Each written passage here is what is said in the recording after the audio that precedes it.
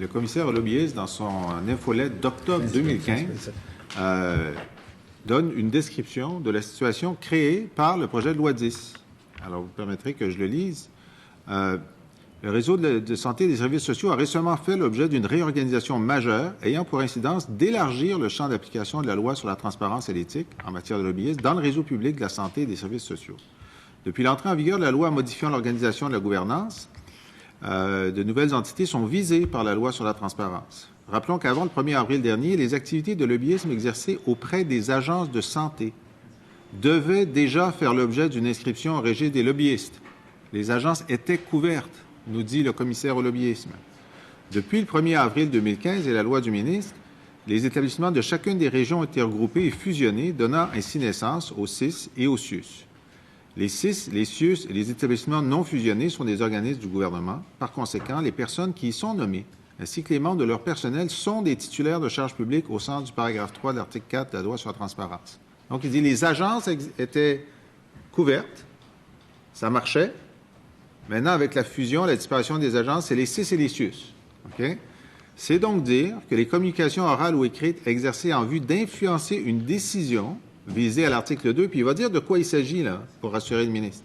Auprès des personnes nommées dans les établissements non fusionnés, dans les hôpitaux, dans les centres de santé, les CIS et les CIUS sont assujettis à la loi.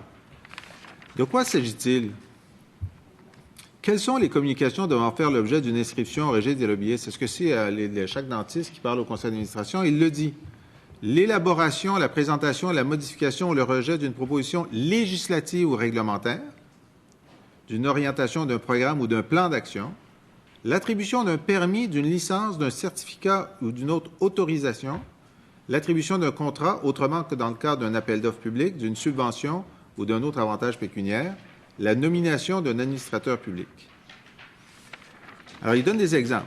Exemples d'activités de lobbyisme exercées dans le réseau de la santé et des services sociaux qui sont couverts, puis il trouve que c'est une bonne chose que ça soit couvert. C'était couvert avec les agences, ça devrait continuer à être couvert.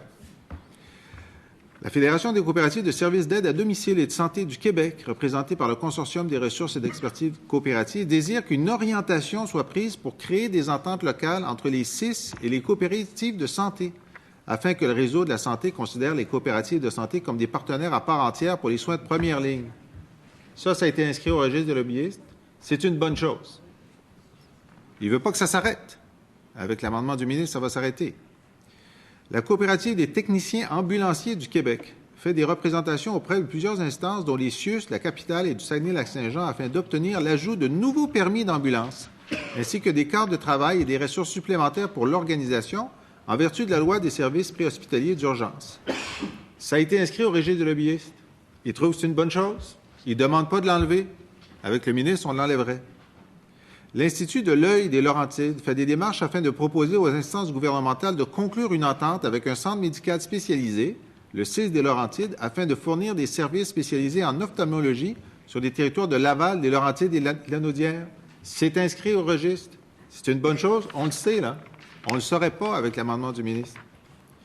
Alors, quel est le rôle des titulaires de charges publiques du réseau de la santé et des services sociaux relativement au respect de la loi? Les titulaires de charges publiques du réseau de la santé et des services sociaux, de même que ceux des autres institutions publiques visées par la loi sur la transparence, ont un rôle à jouer pour en assurer le respect. Quelques gestes simples, s'assurer que les lobbyistes qui exercent des activités de lobbyisme auprès d'eux sont inscrits au registre. En quelques clics, ça peut se faire. En cas de non-respect de la loi, en aviser le lobbyiste. S'abstenir de traiter avec des lobbyistes qui refusent de s'inscrire.